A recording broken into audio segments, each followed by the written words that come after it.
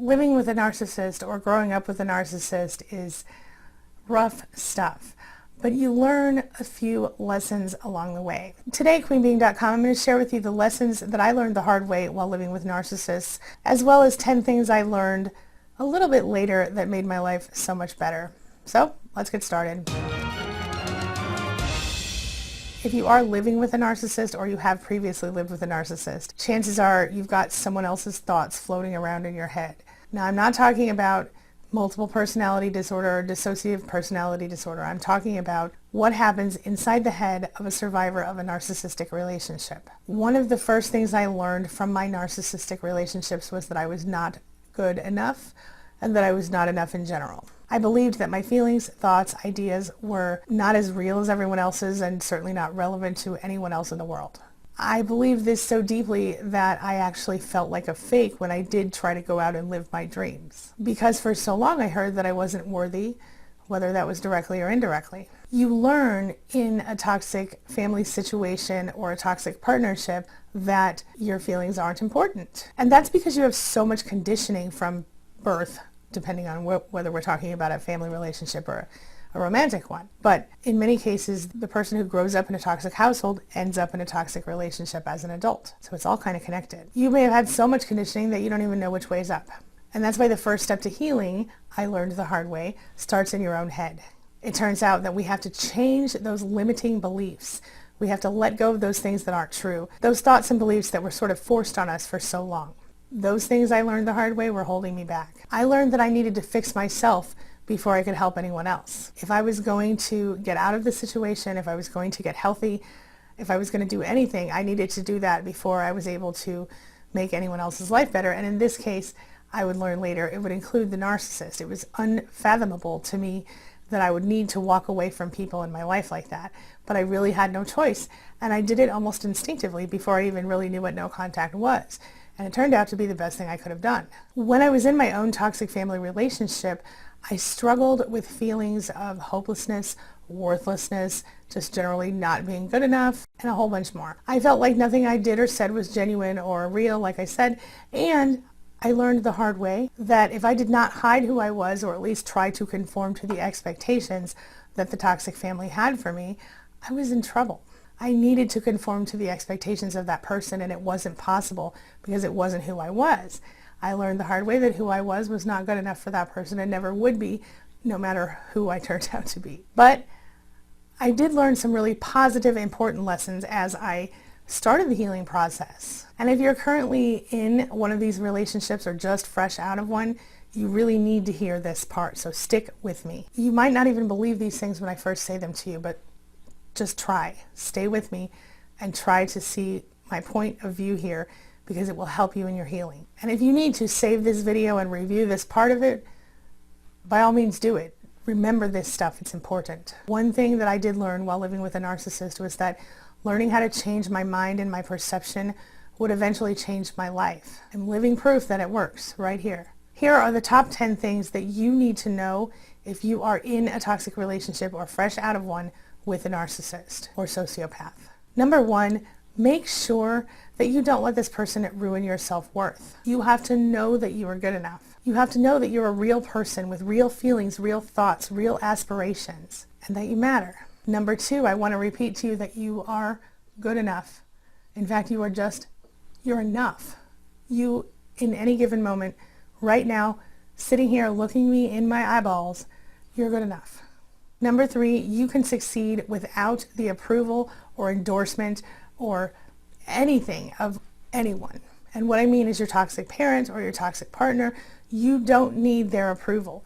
I know it feels hard right now to hear this, but what I have learned the hard way is that when I was able to stop needing someone to give me their approval, to be proud of me, to think I did a good job, and I just started doing it for myself, my life got a whole lot better. My point is that you can get validation through your own self-directed, self-started endeavors. It's your choice. You don't have to get approval, and you don't have to have someone else to be proud of you for your choice. Because what will happen is once you actually make the choice and start committing yourself to change or to grow something or to be something, the people who will support you will come out of the woodwork, especially when you're no longer focusing on that toxic person who is trying to ruin your life or hold you down at the very least. Number 4, the narcissist behavior is not your fault. You're not bad, you're not broken, and if you are broken, don't forget that sometimes we're more beautiful in the broken places. Number 5, you really can do way more than you think you can do. And what I mean is, you will learn. You can literally do almost anything that you can set your mind to and focus on and be intentional about. You just have to decide to do it and then take the inspired action to make it happen. It's not about magical thinking. It's about first setting your mind to it, and the law of attraction helps you with the vibration, but it's not just that. You have to actually do something about it. Let's say that you want to build a sidewalk in your front yard. Well, you could sit around and wish for it, see how that goes. Or you can think to yourself, I'm going to build a sidewalk in my backyard. Yes, I am. I'm going to commit to that. This is what I'm going to do. Well, the universe hears you, feels you, sees you, whatever it does. The vibration starts. Sidewalk, sidewalk, sidewalk. Okay, then you can't just sit there and wait for the sidewalk to magically appear. You have to go to the hardware store and buy the stuff, or you have to call the contractor to come over and do it. Whatever it is, the inspired action is the next step. Don't misunderstand. Magical thinking doesn't work. That's something I learned the hard way. But what does work is changing your vibration toward what you want and taking inspired action to make it happen. Number 6, you have something real to offer the world. You matter. Your ideas matter. You're important. You have value as an individual person. Number 7, you define yourself. Never let a narcissist tell you who you are. And if they already have, which I suspect that they have because that's exactly how I was treated by every narcissist in my life, just remember that you are the one who decides.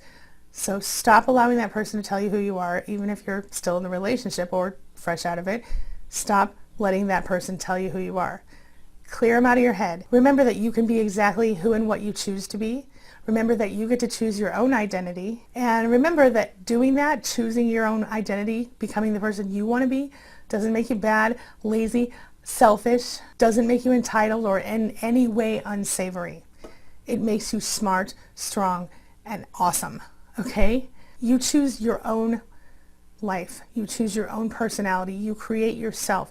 Don't let the narcissist tell you who you are. Number 8, I want to reiterate, you choose your own identity, and you can do that every day if you want. You decide who you are, you decide how far you go, not the narcissist. Number 9, let's talk about compromise. One thing I learned the hard way is that compromise is what happens when both parties bend a little, both parties are a little flexible, but both parties walk away satisfied by the agreement. It doesn't mean compromise when you just give up everything you want in order to make that person not mad at you. Because they don't even act nice to you necessarily when you give up what you want for them.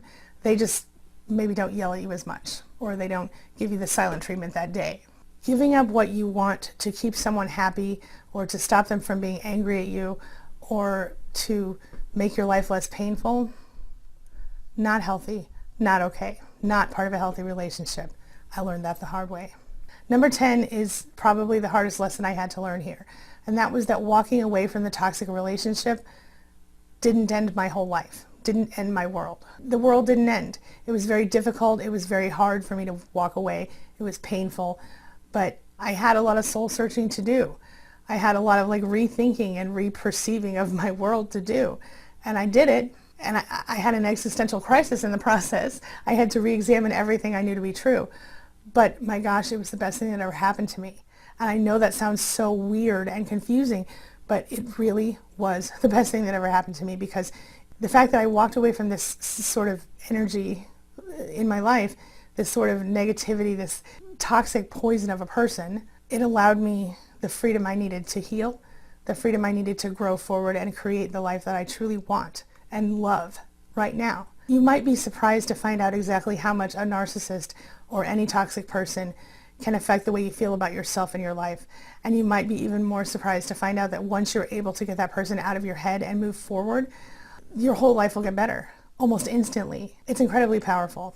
So this brings me to the question of the day. And the question of the day is, have you learned some lessons from living with a narcissist, and did you have to learn them the hard way? What did you learn, and what are you learning now?